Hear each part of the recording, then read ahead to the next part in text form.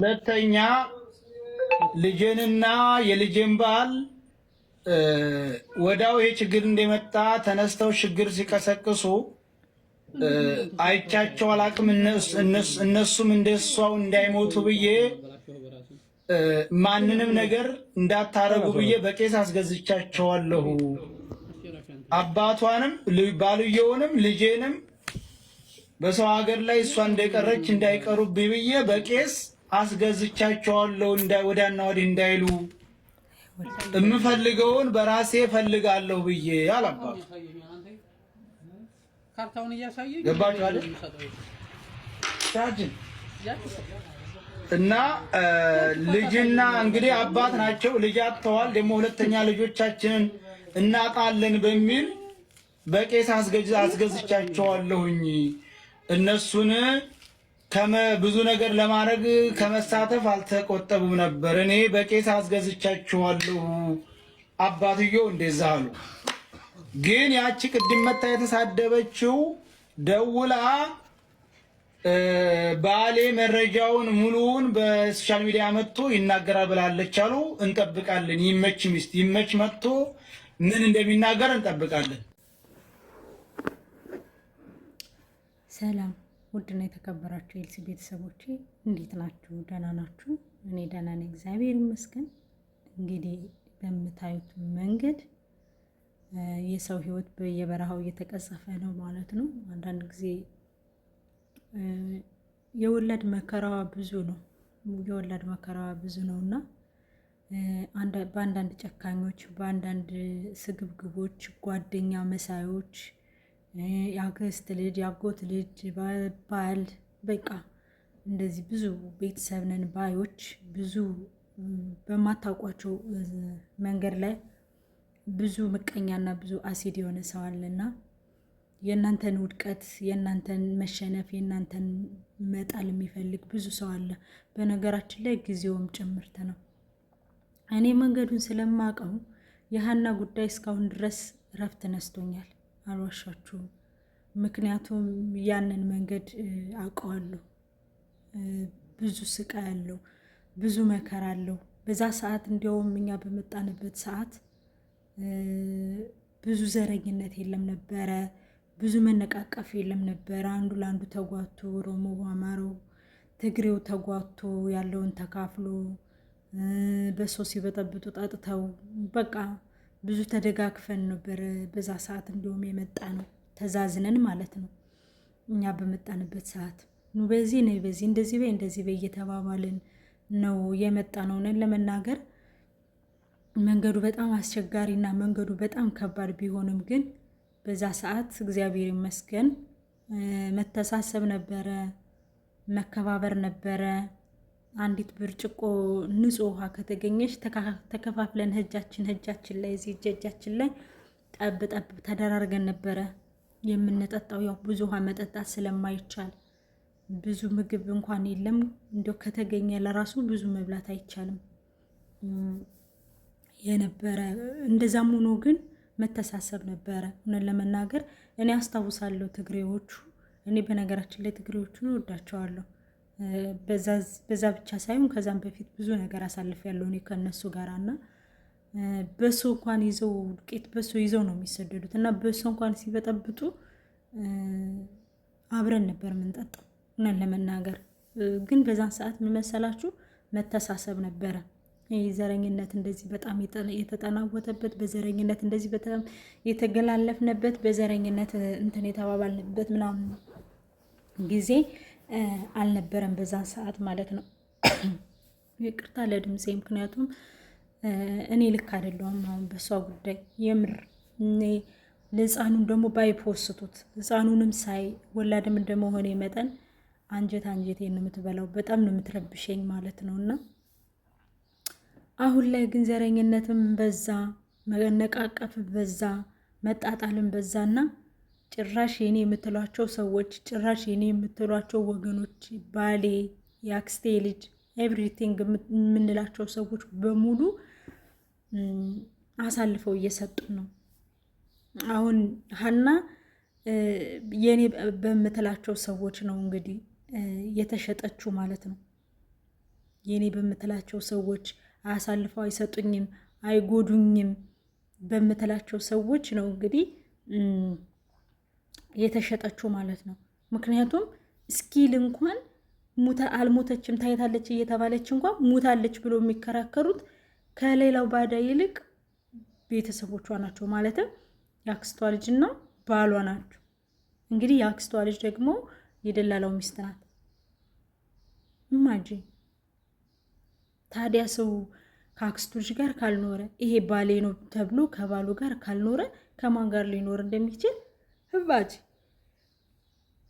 የብር እማጅ እኔ ትናንትና ወዲያም በጣም ነው ሳለቅስ የሰነበትኩት። በቃ አለች በህይወት አለች ከተባለች ጀምሮ በጣም ነው አንጀቴን እየበላችሁ ያለችው ሀና ማለት ነው። እና ምን ልላችሁ ፈልጌ ነው ከባድ በሚባል ደረጃ ከባድ በሚባል ነገር ራሳችንን አሳልፈን ባንሰጥ፣ በቃ ያለችንን ይዘን ከሰው ባንዘነቅ፣ ከሰው ጋር ባንደባለቅ የሚለውን ነገር በጣም ነው እኔ እንትን የምለው ማለት ነው። በቃ እኔ ፈርቻለሁ፣ አልዋሻችሁም። እኔ በጣም ለራሴ በጣም ፈርቻለሁ። እስኪ ማን ነው አውቀው እንዳይገሏት ወይም ደግሞ አውቀው መረጃ ታወጣብናለች፣ ብዙ ነገር ታደርግብናለች ሲሉ እንዳይጎዷት፣ ብዙ ነገር እንዳያደርጓት ልጅቷን ልንከታተላት ወይም ደግሞ ልንላት ይገባል። ቤተሰቦቹ መጠያየቅ ትቶ የደላላዎች ቤተሰቦች ከዛ ጋር እንዲያዙ መደረግ አለበት ብሎ እንግዲህ ብሬክስ ሀበሻዊ ተናግሯል ማለት ነው። እንዲሁም አብዱፋኖም እንግዲህ አብዱፋኖ ወረባቦም ብዙ ነገር እንግዲህ ህዝቡን ጆከር ያልተናገረላት ሰው የለም፣ ለልጅቷ ድምፅ ያልሆናት ሰው የለም። ለዛም ቦቀቅላ ህፃን ሲባል፣ ለዛችን ቦቀቅላ ጢጥዬ ህፃን ሲባል፣ ለዛች እርጥብ ህፃን ሲባል እንግዲህ እነዚህን ጨካኞች ክፉ አድራጊዎች እነዚህን መጥፎ ሰዎች ልባቸውን አራርቶ እሷን በህይወት እንዲለቋት ሁሌም ጸሎታችን ነው። በእርግጥ የጭካኔ ጥግ ነው። በእንደዚህ ይወጣሉ፣ በእንደዚህ ያበልጣሉ። ደላላዎች እንደማይያዙ የታወቀ ነው። ግን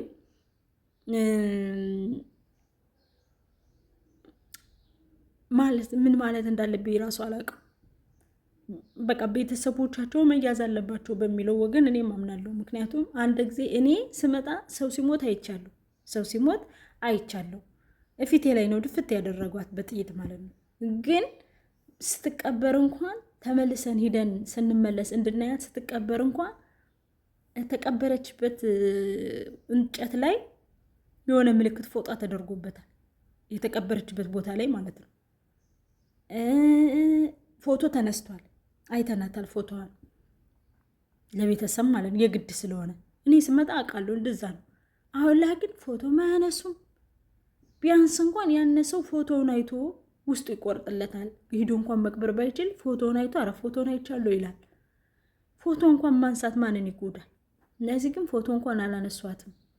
ሙታለች። ግን ደግሞ በተደጋጋሚ ብዙ ሰዎች እንዳዩዋትና በተደጋጋሚ ብዙ ሰዎች ስላዩዋት ይቺ ልጅ ሙታለች አልተባለም እንዴ እየተባለ ብዙ ሰው ከአንድ አይሉ 3 ሰው 4 ሰው መረጃ ተናግሯል ማለት ነው። አንዳንዴ ሚዲያ ላይ ታዋቂ ስለሆነች እንጂ ብዙ ከሷ ውስጥ እሷ ሄዳ ካረፈችበት ዋሻ ውስጥ ብዙ ወልደው ያሳደጉ የሚገርማችሁ ወልደው ያሳደጉ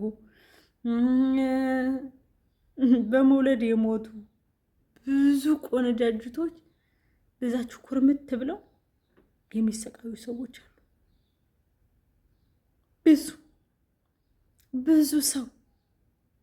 ብዙ ሰው መከራውን የሚያያለ እና በእንደዚህ አይነት ጫካ ነዋሪዎች ጀግንነት የሚመስላቸው በሰው ሀገር ላይ ሀበሻን እያፈሩ ጀግንነት የሚመስላቸው